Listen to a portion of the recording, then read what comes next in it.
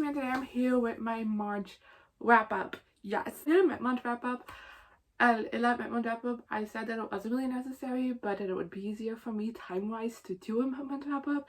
And then in the second half of March, I read a shitload of books. So it was necessary. I'm very grateful for myself for doing that, not just like timing-wise. Because I'm on Easter break, so I don't really know why I thought I would need more time, but oh well. But I read a whole lot of books at the end of March, so I got a whole lot to talk to you about.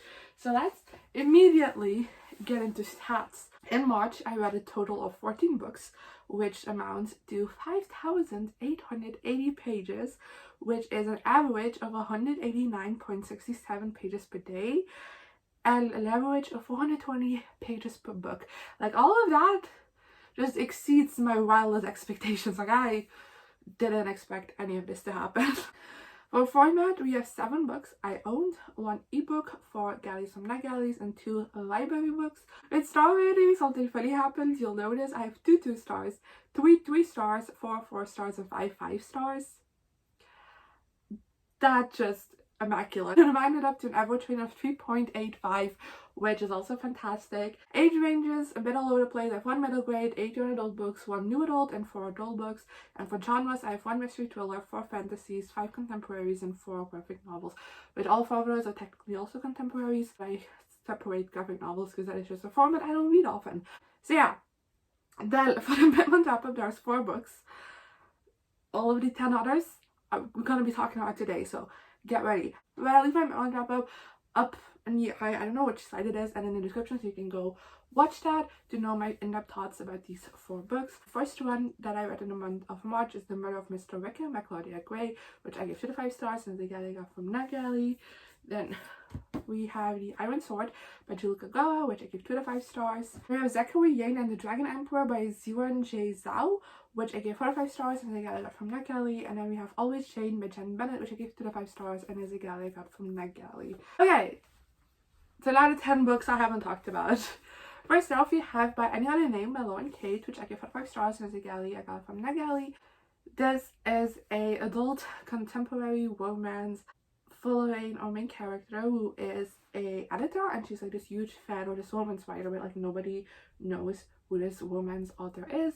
And then kind of like the person above her, who is like in direct contact with this author, like stops at the company, and like she gets the position as the head editor, I guess, now gets to work closely with this author, and she thinks it's a dream finally getting to meet her like favorite author, and it turns out it's this guy, and it's a romance between her and the guy. And yeah, that was a terrible synopsis, but I'm also trying to do these as quick as possible. But this is from the same author as the Fallen series, which made me a little bit hesitant on this book, because I have heard like several negative things about that series.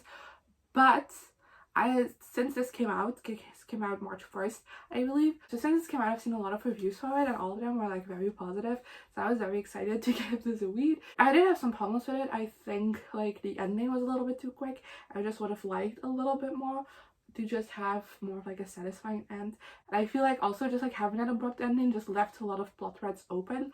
So that's why I ducked this star, but for the rest I had a blast reading this. Like, I read this so quickly. I really liked the main character, I liked the love interest, I liked how the relationship built. What else that I thought was interesting is our main character is actually engaged at the beginning of this novel. And I feel like often when we have that kind of setup, like the other person, I will say, is like very villainized, and that wasn't really the case in this book. And I really liked that element of the story as well. I also really liked like all the different things about like publishing in this as well. I don't know how accurate it is, but I thought it was very interesting. And yeah, that's really all I have to say for that one. Then I did a reread of the entire Heartstopper series by Alice Oseman. I did a reading vlog of this, which again I'll leave up in the eye and in the description down below, so you can go watch my thoughts on it as I was reading these. But if you don't know, this is Heartstopper Volume 1 by Alice Oseman. In this book we follow Charlie, who last year was like forced out of the closet, and he was very severely bullied for that. And then at the beginning of this novel, he like gets put into like this new like homeroom, I guess, where he meets Nick, who is a year older, and it's their romance kind of like this first one very much is still like their friendship, and like yeah, and Charlie being like, I'm questioning on a straight guy, and Nick being like, oh my god, I'm not even straight anymore. So just genuinely, I really love this series. So yeah, I gave this 5 out of 5 stars. I don't know if I said that. I should have, but I absolutely adore this series. I think it's so cute. Like everything about this is just like radiating cuteness. And I think it's that in this volume we mainly like spend time getting to know Nick and Charlie and them kind of like their friendship and seeing them fall for each other. And it just made me smile so much. Then second volume, again, this was a 5 out of 5 stars. Absolutely love this. In this one they get together and it's mostly about like their relationship and how that works, and it's fantastic. Like also get introduced into the friend group a little bit more in this one. First volume we still get to see their friends, but in this one they like play a more active role, I guess, and I really enjoyed that as well, just because it like expands this world beyond just these two boys. This is definitely, because I annotated it, this is definitely the one with the most yellow tabs because I laughed a whole lot throughout this volume. Then we arrive at volume 3, and in this one our girl goes on a school trip to Paris. We have a lot of the friend group in this one, which I really loved. I feel like having we know Nick and Charlie and we know how their relationship works, so in this volume like having more, we get more time to like spend with like all of these characters and developing the outside characters more, because we also see like all the different like side relationships in this volume for the first time like properly, and they're so cute and I love them. Let's move on to the last one, which is volume 4, the most recent one. This is also the only one that I reread for the first time, because I usually reread these when a new volume comes out, so considering this is the most recent one, I hadn't reread this one yet, you know. It was also fun. I give this 5 out of 5 stars. I think this is probably like my favorite in the series. I don't know, it's hard to rank them because I love them all so much. This one deals a whole lot with mental health.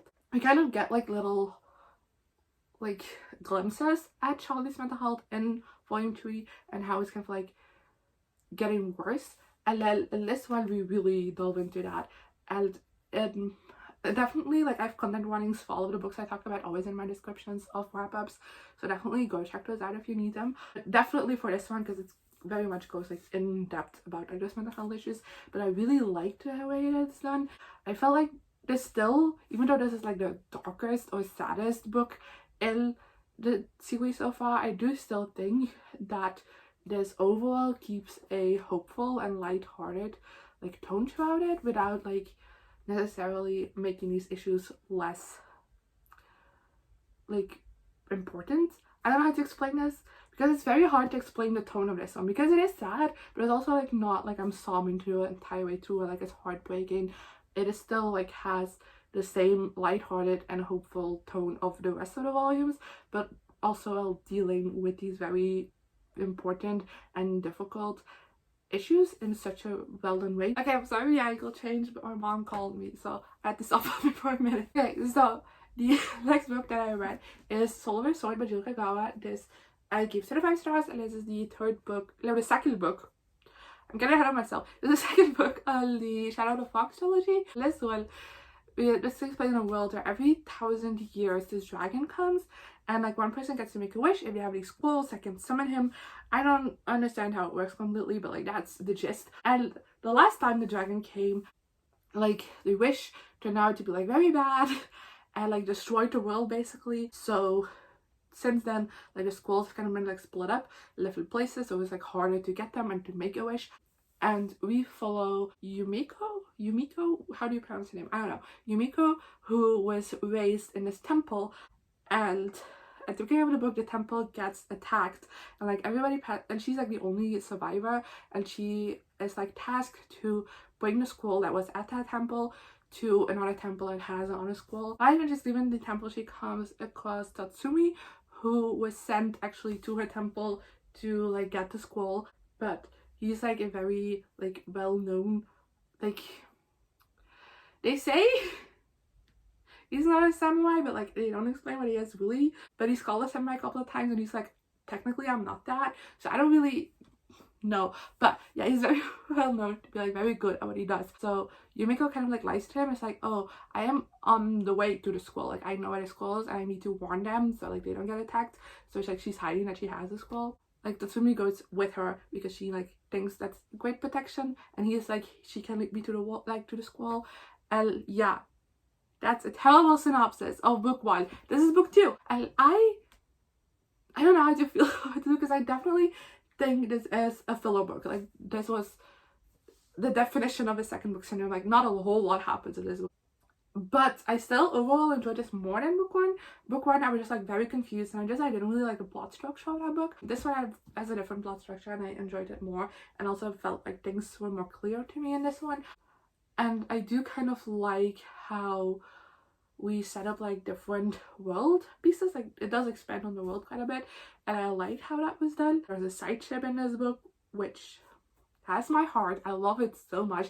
And the ending was absolutely fantastic. Like, so action-packed, a lot of interesting stuff happened, and it's like, you could do that?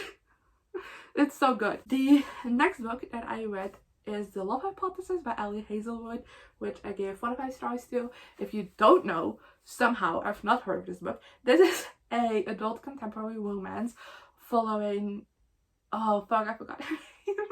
Following our main character, who I don't remember the name of. She basically like dated this guy for a couple of days, and they just like didn't match at all. But that guy and her best friend like do have chemistry together, and they like each other, but her best friend like doesn't want to start dating him just because, you know, the girl code and everything, even though our main character said 100 times like, I don't give a fuck. So to kind of like convince her best friend that she's like moved on and doesn't really care, she decides to like pretend she's on a date, but instead she like just goes to work in the lab because it's a STEM romance that takes place in school. She is at the lab while she's supposed to be on a date, and at the lab she sees her best friend. It's like, oh shit, and he just like kisses the first guy she sees, which just happens to be this professor. It just happens to be this guy who's like kind of known for being like very strict, and nobody likes him. And yeah, now they have to fake date to make everything believable to the best friend. It's so good. I give it a 4 out of 5 stars. I do have some issues with it, and I get some of the complaints for this book. This was originally Waylo fanfiction, in case you didn't know.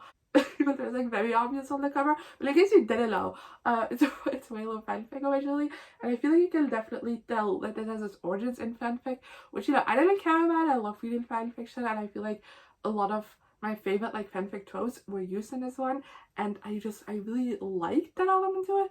But like, a lot of people have complained that because this was originally fanfic, you can tell because there's not a lot of character development, and I agree with that. I couldn't tell you much about the personality of these 2 characters, but also at the same time I was still like very invested in them and in their romance, so like it didn't really matter. I really like all of the different like scenes that like they had to like pretend to be together in. I love fake dating so much, and like this definitely reminded me of why, because just everything about it was just so good. And like the fake dating realm, and then it's like kind of like when they start liking each other, like the tension between them is just so good. I really liked like even how they got together. I really liked like the friends. I wish we could have gotten a little bit more of the friends though, but had fun reading this book. I do think there is not a lot of plot in this besides just the romance, which is just my personal preference. I prefer to have more of a plot going on, so that's also why I ducked this draw. But I'll definitely be reading anything else Ali Hazelwood ever writes, because I ate this up. I really love this. Then, next up, we have Concrete Rose by Angie Thomas, which is my favorite book that I read this month, not including rereads. Loved it so much. This I gave 5 out of 5 stars because that wasn't obvious. This is a like prequel novel to The Hate You Give. This one we follow Maverick, who is Star's father, as he is 17 and he finds out that he actually has a kid. It's such a great book. I love it so much. I feel like Angie Thomas is so great at like writing characters. Like, just like the way this is written is so different, and the way The Hate You Give is written is so different than On the Come Up is written. And that's because she completely writes in these characters' voices. Like this book, like Maverick's in a monologue the exact same as he talks.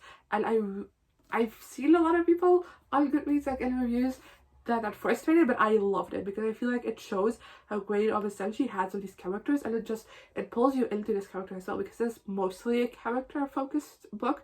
It does have a plot, but like it isn't that plot heavy. It's mainly about like this character, like what his life is like now and how he's dealing with things, and just like the writing just like completely pulls you into that, and I loved it. And on top of that, I love like the relationship Maverick has with his kid in this book, and how that kind of like grows. Like, it's kind of like love at first sight a little bit when he like realizes this kid is a child. He's like, oh my god, I love him. But throughout the book you do see that love kind of grow and become like more serious as you know, he's taking care of his kid mom, and the kid is also like developing more personality as he gets older. And I love that aspect of this book so much. Also liked how this book shows how easy it is to like make the one choices and make these choices even if you think they are the best ones, and how easy it is to fall into these things. And I also really liked how this book showed that it is like you are able to like climb out of that and make your life better and turn around, and I really love how that was done. Then the next book I read is The Risk by Elle Kennedy, which I gave 2 out of 5 stars, and it is the second book in the By You series, which is a spin-off series of the Off Campus series, but like technically this is a standalone woman series, like you can read all these books on their own. And in this one we follow Brenna, who is the daughter of the By You like ice hockey team coach, like she's the daughter of him, and that was a shit explanation. And if you don't know anything about the series, like the biggest rival of By You is Harvard, and like their ice hockey team, especially because those 2 coaches have a history together, which is not good. And in this book, kind of Brenna goes to like this, I don't know what you call it, it's like a TV station, online platform, I don't know. It's all about ice hockey and focuses on ice hockey, and she goes there for an internship, but like interviewing for an internship, but like the boss is like very much misogynistic asshole, so like she doesn't get anywhere with him while interviewing, and she just like casually mentions that she knows Jake, who is like a star player off of the Harvard team, and he like immediately is like, oh my god, I love him, and like she just like says like, oh, I'm dating him. Well, she's not. So now those 2 have to fake date to kind of like get this internship, I guess, or like higher her chances to get this internship, but also they have to keep this a secret because, you know, they're rivals. But Jake also very much put in the idea like, if I go on a fake date with you, I also want to go on a real date with you. So like every fake date we go on a real one as well. And I love that romance so much. And on the romance aspect is very disappointing. I really like Brenna, I really love Jake, I love that dynamic together. I think they have a great back and forth, while also just like having good chemistry with each other, like this sexual tension between them, and eventually like grows into feelings as they open up to each other more, get to know each other more. I really liked just like the dates they went on as well. I thought they were very like cute, I guess. And just I really loved how the relationship was handled in this book. And if it was just for this relationship, it would be a 4 out of 5 star, because the third act, like conflict, terrible. Elle Kennedy just doesn't know how to write one, I think, because that's my main complaint about every single one of these books. Just like the third act breakup is like terrible. But sadly enough, there's more things going on in this book than the romance, and those things were all done so terribly. We finally arrived at the last book for this video, and that's Ice of Fire and Blood by Sarah J Maas. This I give 1 of 5 stars, and again, this is a hard book to explain because the first 100 pages is like very different than the rest of the book. But basically what happens is 2 years, like at the end of like the first 100 pages was basically like a prologue to this entire story. Our main character's best friend dies, and then 2 years later someone she also like had an interaction with dies of the exact same way as her best friend did. So the like, not really the police, but I don't know what else to call it, but they basically like hire her to like help investigate this like spree of murders, because like they thought they solved it with the murder of her best friend, but like considering that person was in prison when the second murder happened, they know that was one. So they're kind of at a dead end, and they think if they use someone that's connected to both people, they'll come across it. And yeah, it's a fantasy romance technically, so it is a romance heavy, but like I said, I don't feel any romantic chemistry between that and the male lead, between the main character and the male lead. I think they're like great friends. I love their dynamic so much. I think like it's hate to love. They start as like hating each other, like disliking each other. I really like the banter between them, and then as they get to know each other, as they open up to each other a lot, because both have been through a lot and have a lot of trauma, and they open up to each other a lot in this book. And I really like how that was done, and I really liked like seeing them form like this very strong emotional connection with each other. But I don't see any romantic vibes. I don't feel any chemistry between them on a romantic aspect. So I don't know if that's going to change in book 2 or not. But even besides that, I thought this was very well done. This one deals a lot with grief, so definitely like, be aware of that going into it. And I really like how that was done. I also really love this world. Like, it feels very much like an urban fantasy, but it is technically an entirely made up fantasy world. It very much feels urban fantasy, and I love urban fantasy. So I really like that aspect in this. I really loved like the like politics of this world as well. We don't get a whole lot of it, but we do get like little glimpses at it, and I really love that it is done. We get in this book, we get the perspective of Bryce, who's like our main character. Hunt is his name, I think. It doesn't, yeah, Hunt, who is like the love interest. And then we also get Bryce's health brother in it as well, which I also thought like all three of those perspectives were very well balanced and very well done, and I really liked reading from all three of them.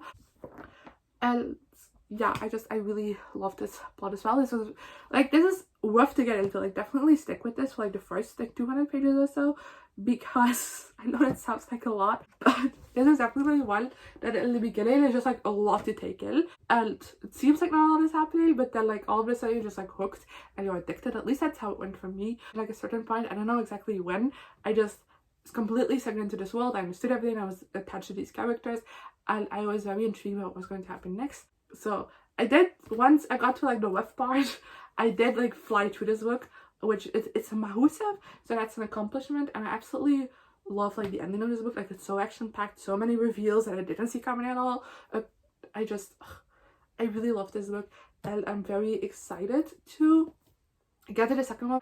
That was it. This was a long ass video, so I apologize. And yeah, let me know in the comments below what you thought of these books, if you read them, as well as some of the books you want to watch, and I guess I'll see you guys next time. Good. Here I am again, the same old situation. What does the